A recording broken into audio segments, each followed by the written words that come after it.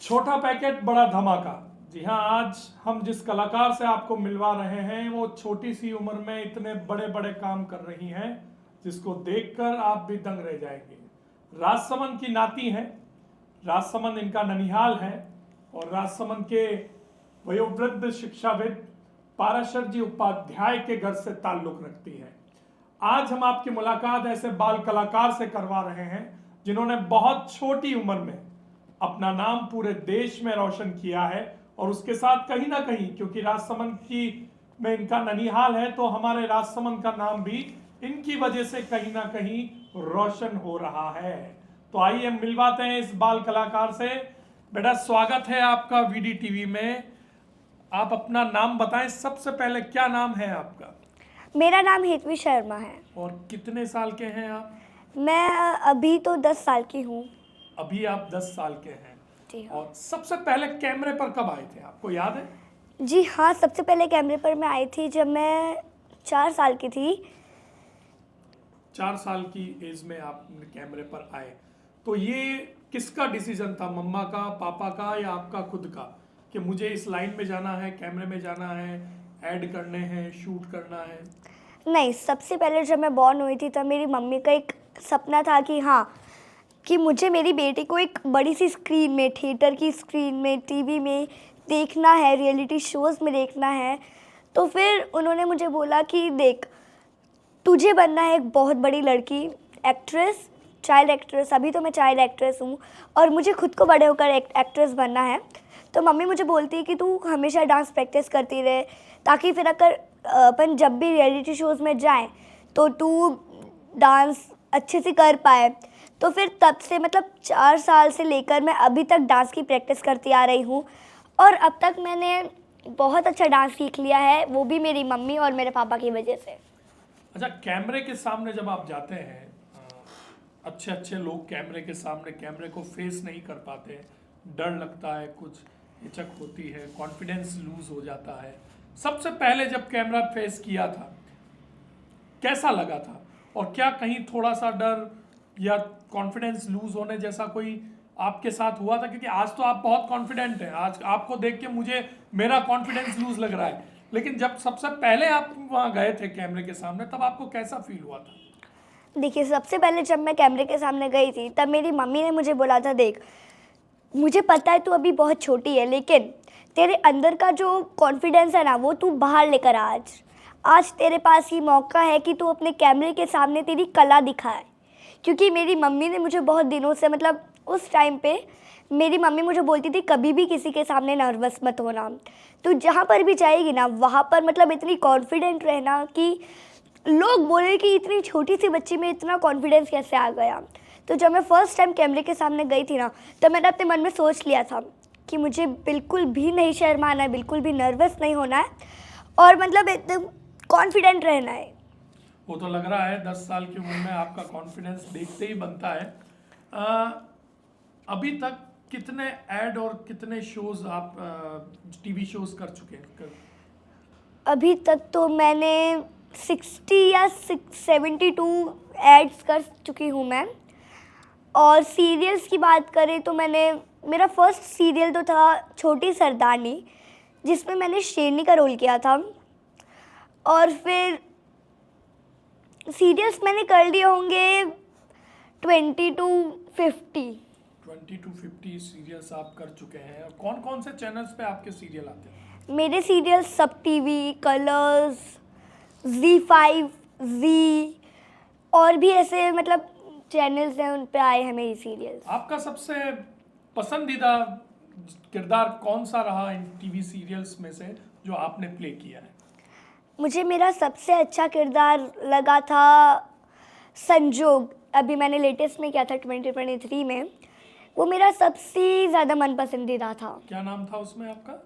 मेरा नाम था चंदा। चंदा। और चंदा का क्या रोल था उसके अंदर? चंदा का रोल था कि मैं एक अमीर फैमिली में बॉर्न हुई थी, लेकिन फिर मेरी एक्सटेंशन हो गई, मैं एक्सचेंज हो चुकी थी एक गरीब फैमिली के साथ।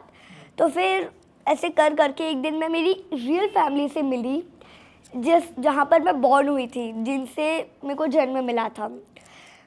और उस सीरियल्स के बाद मेरे को मतलब सिर्फ एक ही चीज़ याद रही, मेरा चंदा, और मेरा चंदा का एक मार्क था छोटा सा, जो मेरा बर्थ मार्क था, उन्होंने जो बनाया था बर्थ मार्क।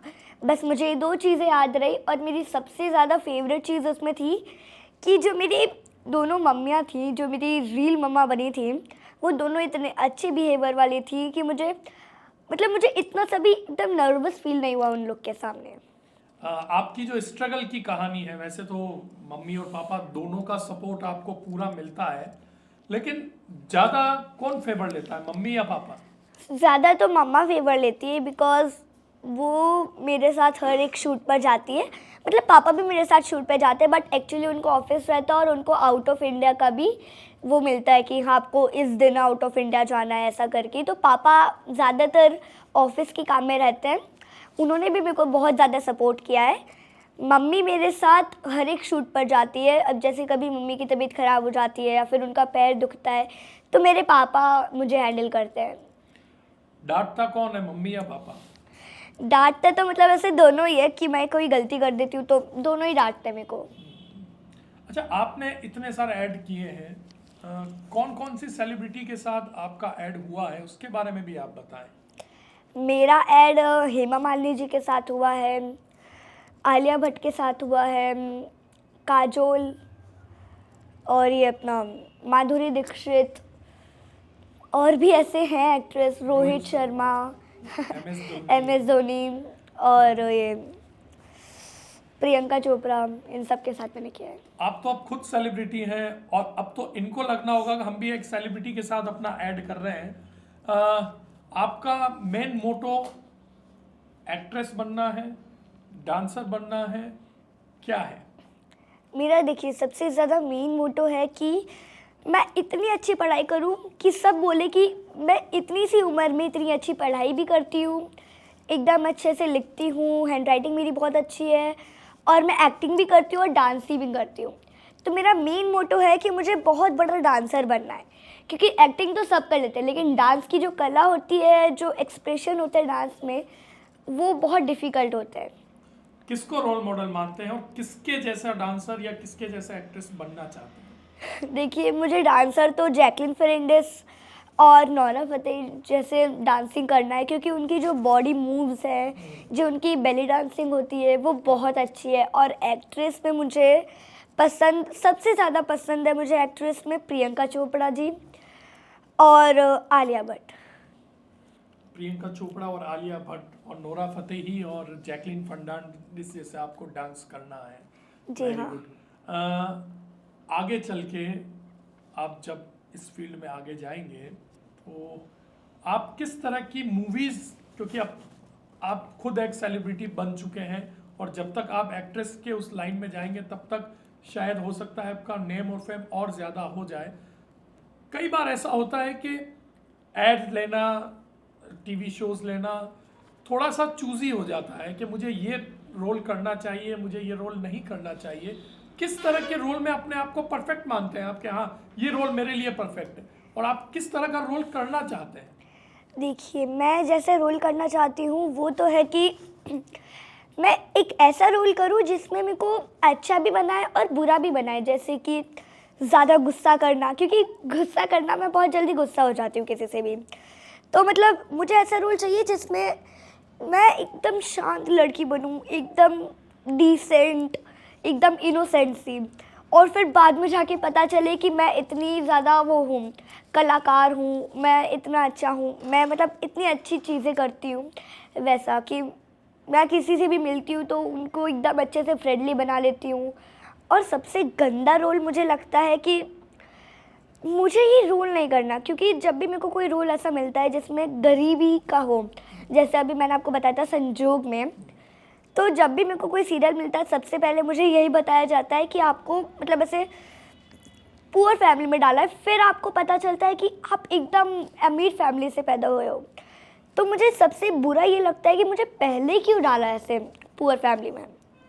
तो इतनी अभी तो आप सेलिब्रिटी हैं, स्टार हैं, स्कूल में जाते हैं, बच्चों के साथ खेलते हैं, तो कोई स्पेशल ट्रीटमेंट आपको मिलता है? नहीं यार ऋत्वी से तो यार अपने को ऑटोग्राफ लेना पड़ेगा, ऋत्वी के स्टार है, उस वक्त कैसा फील होता है आपको? देखिए जब भी मैं स्कूल जाती हूँ ना, मेरे कुछ कुछ ऐसे फ्रेंड्स हैं जो मतलब बहुत रेयर मुझसे बात करते हैं क्योंकि वो लोग अलग क्लास में हैं।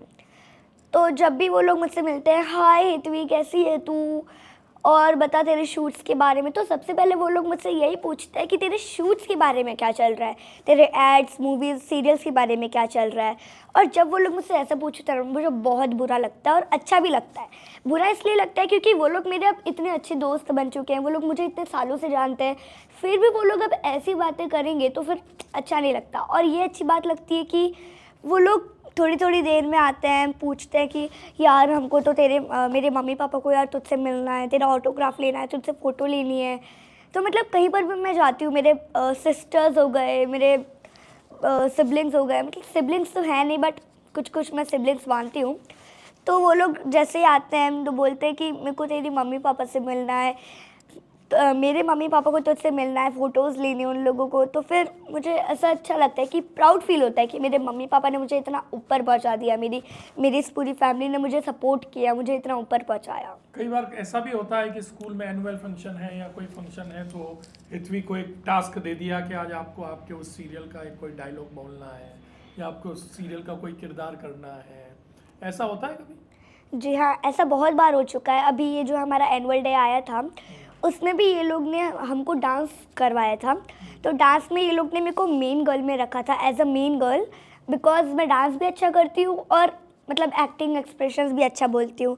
तो वो लोग बोलता है कि पहले आप अपना डांस कंप्लीट कर लेना, फिर उसके बाद आपको 2-3 मिनट्स का ब्रेक मिलेगा जब तक एक और क्लास का डांस होगा। उसके बाद आपको आपकी एक मूवी का मतलब आपको खुद का इंट्रोडक्शन देना है कि how old are you, what is your name, what is your main motto, how you have learn dance. तो ऐसा करके आपको पूरा इंट्रोडक्शन देना है अपना। तो मैंने अपना इंट्रोडक्शन दिया था और जैसे ही मैं स्टार्ट की वैसे ही मेरी एक फ्रेंड मेरे पास आई। वो बोलती है कि यू हैव टू टेल कि तुम कितने बड़े बड़े एक्ट्रेस से मिले हो, कितने बड़े बड़े एक्टर्स से मिले हो। तो तेको पूरा ऐसा बताना है कि you are a big celebrity, तू अभी तक छोटी नहीं है, तू एकदम बड़ी बन चुकी है, यू आर इन कॉलेज। तो तेको ऐसी फील लाकर सबके सामने ऐसा अपना इंट्रोडक्शन देना है। कई बार जब आप कैमरे के सामने होते हैं, कई बार कोई ऐसी मिस्टेक हो जाती है, कोई गलती हो जाती है, आप बहुत छोटी उम्र में हैं और पूरे सेट का माहौल जो है वो थोड़ा सा खुशनुमा बन जाता है, सब हंसने लग जाते हैं।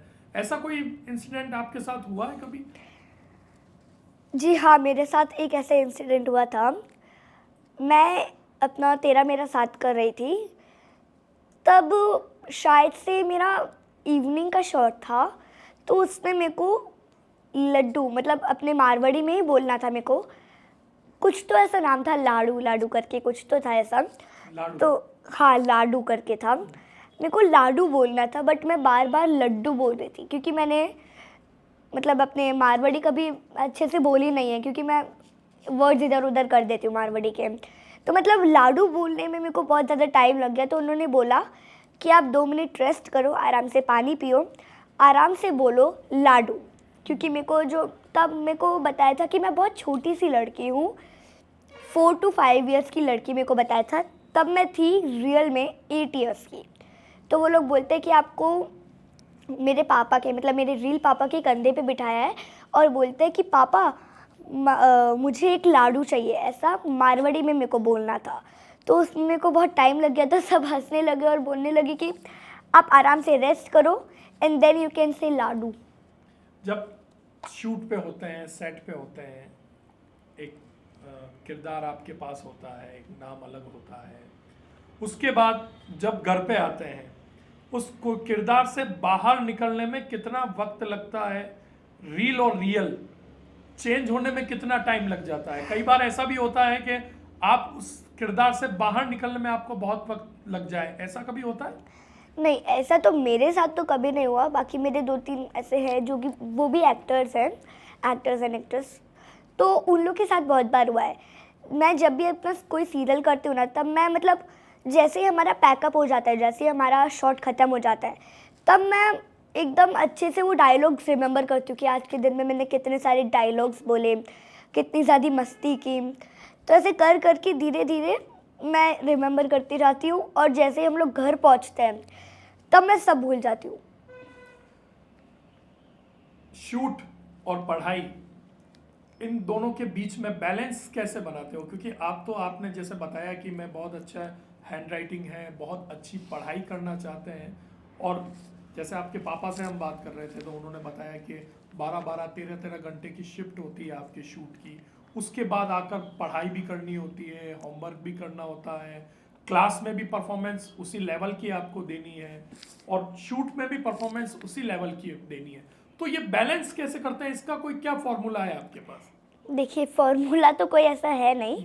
मेरे पापा ने, जब मैंने अपना न्यू स्कूल ज्वाइन किया था मेरा रोड में, तब पापा ने प्रिंसिपल जी से पहले ही बात कर ली थी कि देखिए हमारी बच्ची एक चाइल्ड एक्ट्रेस है, तो उसे शूट्स पे और एड्स के लिए हर जगह जाना रहता है।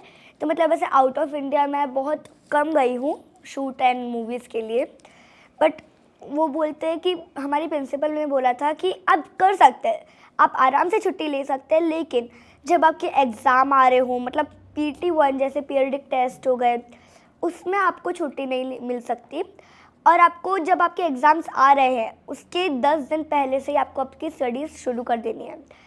अब आप पूछ रहे हैं कि कैसे बैलेंस होता है, वो है कि मेरे 1-2 फ्रेंड्स हैं जिनका मैंने नंबर ले रखा है, और हमारे स्कूल का भी एक ग्रुप है कि नोट्स का, कि जो भी आज के दिन में या कल के दिन में नोट्स करवाए हैं वो सारे नोट्स उसमें आ जाते हैं। तो मैं अपनी बुक्स वगैरह सब लेकर जाती हूँ साथ में, तो मैं आराम से फिर कंप्लीट कर लेती हूँ जब भी मुझे शूट पे वो टाइम मिलता है तब। कैमरे के सामने और कैमरे के बाद कौन सी दुनिया ज़्यादा अच्छी लगती है? सबसे अच्छी दुनिया तो मुझे लगती है कैमरे के सामने, क्योंकि जब भी मैं कैमरे के सामने जाती हूँ ना, तब मुझे एकदम प्राउडली फील होता है कि मैं इतनी सी थी और अब इतना बड़ा काम करने लग गई हूँ मैं। तो मतलब एकदम प्राउड फील होता है कि मैं इतनी बड़ी टीवी में दिख रही हूँ, मेरे सारे फ्रेंड्स मेरे को देख रहे हैं, मेरे फैमिली वाले मेरे को देख रहे हैं, पता नहीं वो कितना ज़्यादा प्राउड कर रहे होंगे मेरे पे।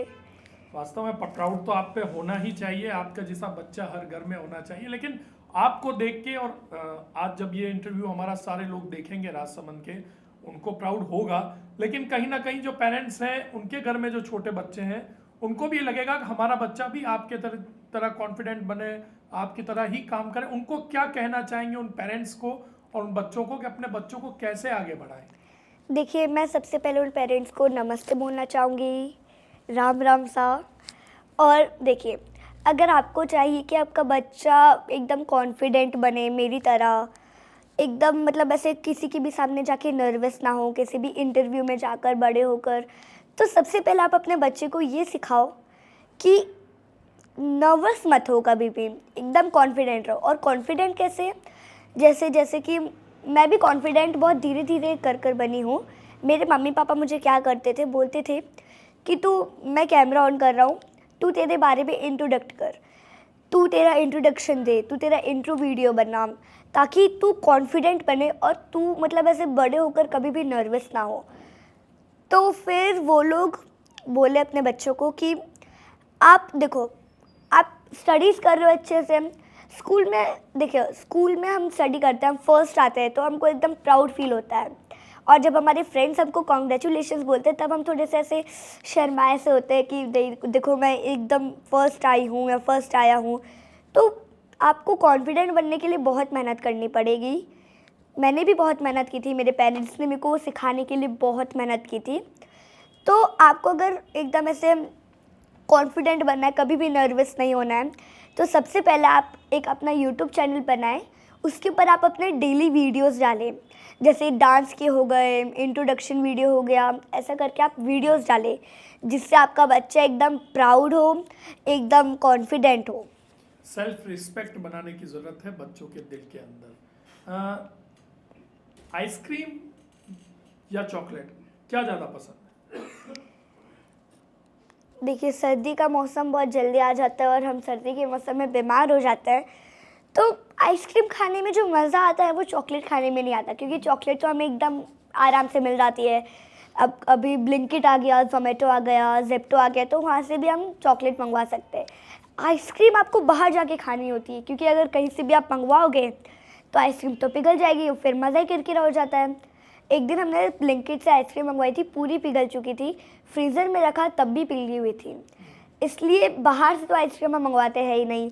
और सबसे ज़्यादा मुझे पसंद आइसक्रीम ही है, चाहे सर्दी का मौसम हो, चाहे गर्मी का मौसम हो, चाहे स्प्रिंग हो। पापा मम्मी खाने देते हैं सर्दी के मौसम में आइसक्रीम आपको? ज़्यादातर मैं बर्फ़ का गोला खाती हूँ, क्योंकि राजसमंद राजस्थान में आके बर्फ़ का गोला खाना जोरदार बात होती है। जोरदार बात होती है। बर्फ का गोला आपको खिलाएंगे, मामा जी से मैं बोल दूंगा कि आपको बर्फ का गोला जरूर कहीं से भी लाके खिलाए हैं। एक सवाल और है मेरा, जब आज आप इतनी बड़ी सेलिब्रिटीज हो गए हैं, बाजार में जब खेलने जाते हैं, फ्रेंड्स के साथ खेलने जाते हैं या कहीं बाहर घूमने जाते हैं, आपको अपनी बॉडी का बहुत ध्यान रखना पड़ता है, कहीं आपको चोट नहीं लग जाए, कहीं आप बीमार नहीं हो जाए। आपके मम्मी पापा भी ध्यान रखते हैं, आपको भी केयर करनी पड़ती है। कई बार उस वक्त क्यों नहीं लगता कि मैं क्या फंस गई है, मैं इतना खेल सकती हूँ, ना कहीं घूम सकती हूँ, ना फ्रेंड्स के साथ बाजार जा सकती हूँ अकेला? कभी ऐसा फील होता है?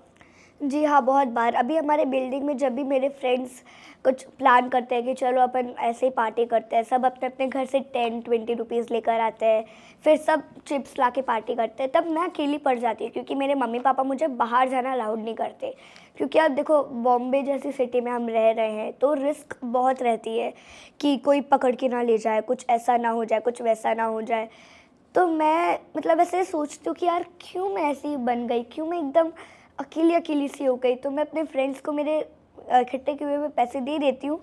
वो लोग बोलते तू आराम से यहाँ पे रह, तू इनके साथ खेल, बातें कर, तब तक हम लेकर आते हैं, क्योंकि सबके पेरेंट्स अलाउड करते हैं, क्योंकि वो लोग तो अब नॉर्मल है। मैं सेलिब्रिटी हूँ, मैं जब भी खेलने जाती हूँ तब मैं सोचती हूँ कि यार क्यों मैं ऐसे इस जंग में फंस गई, क्यों मेरे को बाहर जाना नहीं मिलता। तब मैं फिर सोचती हूँ कि क्यों नहीं जा सकती मैं बाहर। फिर मेरे को याद आता है कि मैं चाइल्ड एक्ट्रेस हूँ, फिर मैं एक्ट्रेस हूँ, मैं डांसर हूँ। किसी ने मेरे को कोई चोट लग गई या किसी ने भी कुछ ऐसा कर दिया तो मेरा हो जाएगा सत्यानाश। इस वजह से फिर मैं चुपचाप एक जगह पे बैठी रहती हूँ। फिर मेरे फ्रेंड्स आते हैं कि ले अब अपन पार्टी करते हैं, तो फिर मैं सब भूल जाती हूँ। पृथ्वी, आपसे मिलके बहुत अच्छा लगा। और राजसमंद के जितने भी लोग और जहाँ जहाँ हमारा यूट्यूब चैनल देख रहे हैं, आप देखिए कि कॉन्फिडेंस लेवल किसको कहते हैं। आज हितवी से बात करके, इनके जवाब सुन के, इनका कॉन्फिडेंस लेवल देखकर मुझे अपने आप में गर्व महसूस हो रहा है कि मैं राजसमंद का निवासी हूँ और हमारे यहाँ की एक छोटी सी बेटी आज पूरे इंडिया लेवल पर राजसमंद का नाम गौरवान्वित कर रही है। सारे पेरेंट्स से कहना चाहूँगा, बच्चों को काबिल बनाइए और इस लेवल तक काबिल बनाइए कि बच्चों के नाम से आपकी पहचान हो। वास्तव में एक माता पिता के लिए सबसे बड़ी उपलब्धि यही होती है कि उनकी पहचान उनके बच्चों के नाम से हो। आज हितवी शर्मा से बात करके हमें बहुत सारी चीजें नई सीखने को मिली हैं और जो भी हमारे इस इंटरव्यू को देख रहे हैं उन सबको भी अपने बच्चों को हितवी जैसा बनाना चाहिए और उनके जैसे कॉन्फिडेंस को अपने बच्चों के अंदर इंप्रूव करना चाहिए।